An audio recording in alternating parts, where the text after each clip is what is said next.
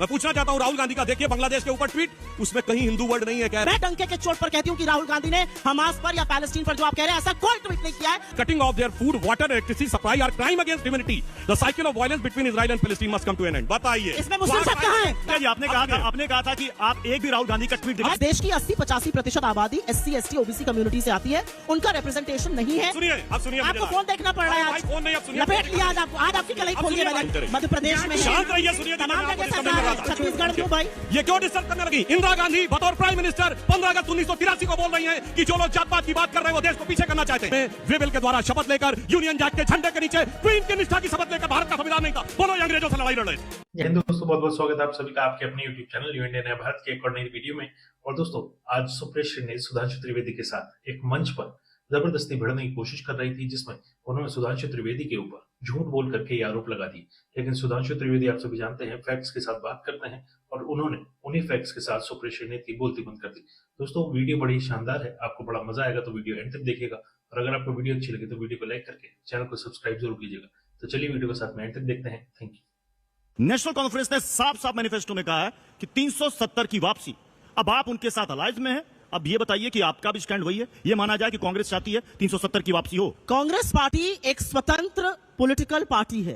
Congress party का CWC हमारी highest decision making body है। और जिस वक्तव्य का आपने यहां पर उल्लेख किया कि जल्द से जल्द चुनाव हो, पूर्ण राज्य का दर्जा दोबारा दिया जाए, बिल्कुल हमारा स्टैंड वो है। 370 की वापसी नहीं चाहती कांग्रेस? बिल्कुल नहीं, हमारा स्टैंड पूर्ण राज्य का दर्जा और निष्पक्ष फेयर इलेक्शन है जम्मू। तो फिर आप उस पार्टी के साथ अलायंस में जो 370 वापस चाहती है?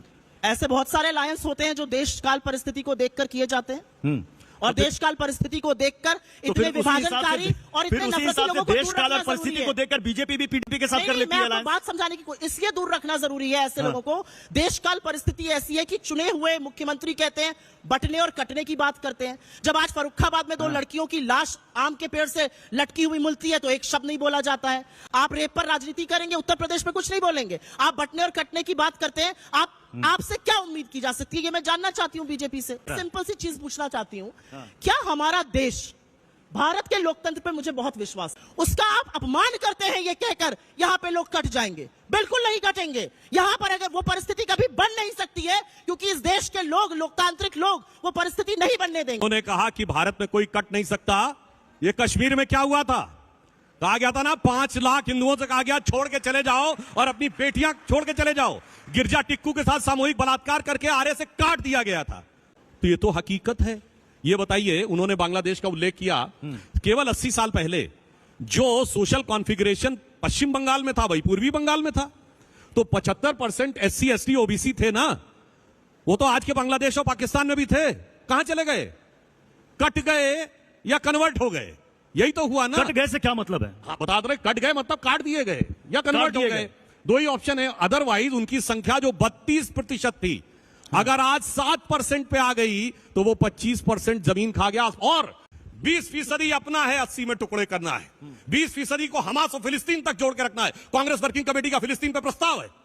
मैं पूछना चाहता हूं राहुल गांधी का, देखिए बांग्लादेश के ऊपर ट्वीट, उसमें कहीं हिंदू वर्ड नहीं है। कह रहे हैं लॉ एंड ऑर्डर स्टैब्लिश होना चाहिए। और हमास पे ट्वीट देखिए, कितना लंबा लिखा हुआ है, अत्याचार हो रहा है, मारे जा रहे हैं, बलात्कार हो रहा है, फलाना हो रहा है, ढिमाका हो रहा है। बस ये समझने के लिए काफी मैंने है। आपको एक मिनट, मैंने आपको ये बात, एक मिनट, मैंने इनको ये झूठ परोसते हुए कुछ मंचों पर देखा है, तो इनके झूठ का पर्दाफाश करूंगी।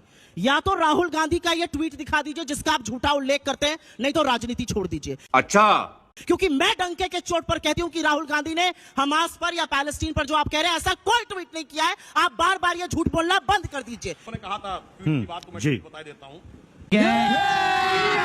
अभी मजा आएगा ना भिड़ो। राहुल गांधी जी का ट्वीट देखिए।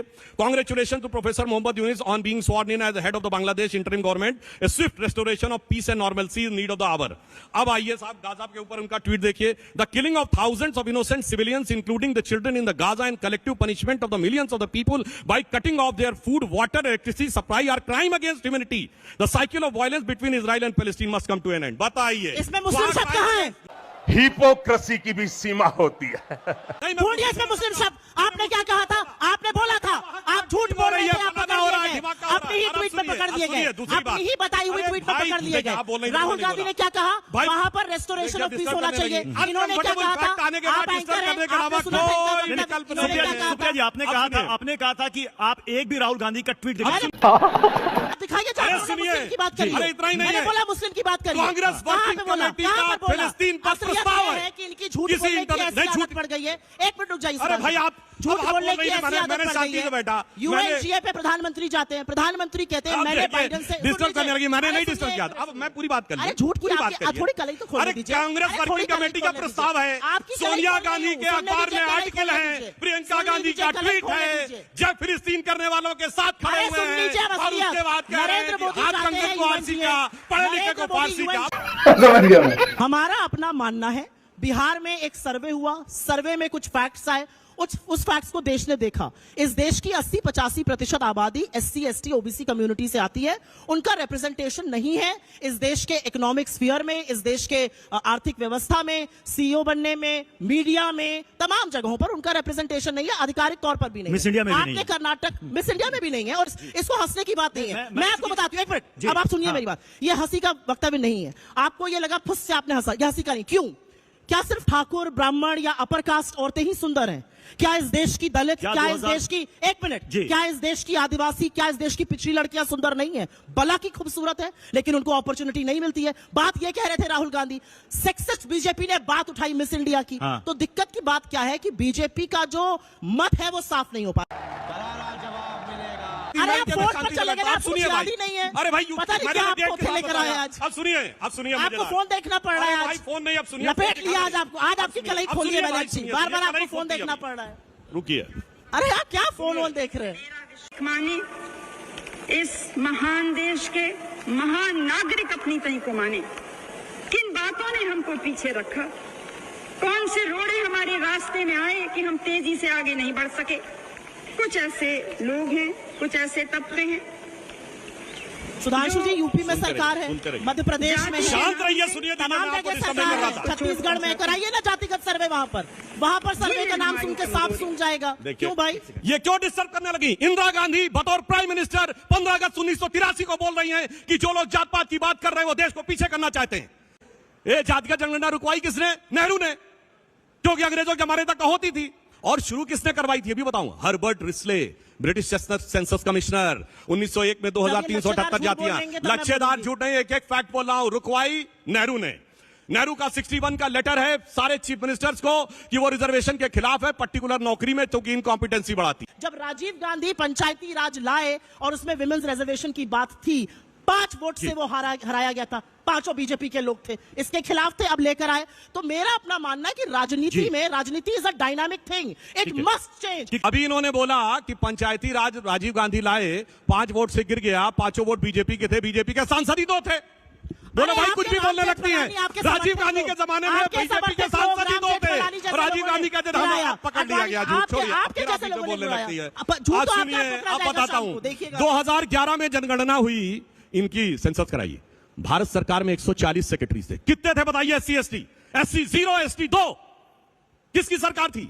अभी हमारे कैबिनेट, अब आप बोल रही थी, मैं एकदम शांत रहा, आपने अपने टर्न पे बोलिए। अभी भारत सरकार के कैबिनेट सेक्रेटरी बने हैं, बता रहा हूं, उसका भी जवाब दे रहा हूं। देखिए, भारत सरकार का सेक्रेटरी यूपीएससी में सेलेक्ट होकर प्रमोशन के द्वारा एक स्टेज के बाद 26-27 साल के बाद पहुंचता है। ये कांग्रेस का अध्यक्ष पद नहीं कि पैदा होते ही सीधे अध्यक्ष बन गए, वो एक प्रक्रिया के थ्रू होता है। आज भारत के जो कैबिनेट सेक्रेटरी हैं वो 1987 बैच के हैं। 87 में आपकी पार्टी नहीं, आपके पिताजी की सरकार थी। बताइए कितने SC ST OBC थे? अरे उन्हीं में से तो बनेंगे आके। साल से झुंझुना बजा रहे हैं, अभी भी इन्होंने कहा कि वक्त बदल जाता है।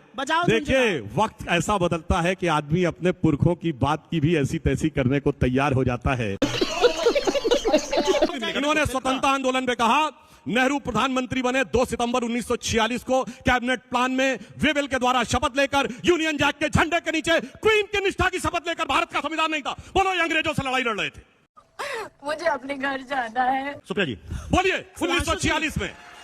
सुधांशु जी, यहाँ पर बैठा हुआ 4 साल का बच्चा भी जानता है कि अंग्रेजों से लड़ाई किसने लड़ी, शहादत किसने दी, तिरंगे में खून कांग्रेस का नेता जो गोली से मारा गया, एक कांग्रेस का नेता जो फांसी हुआ, आजादी की लड़ाई नहीं लड़ी, आपके लोगों ने अंग्रेजों की काला पानी समाप्त हो रही है। जिन्होंने लड़ाई नहीं लड़ी वो सारा उनको मिल गया। ऐसे होते हैं कि इसमें अगर एक बार मैच हो कोई फिक्र नहीं है।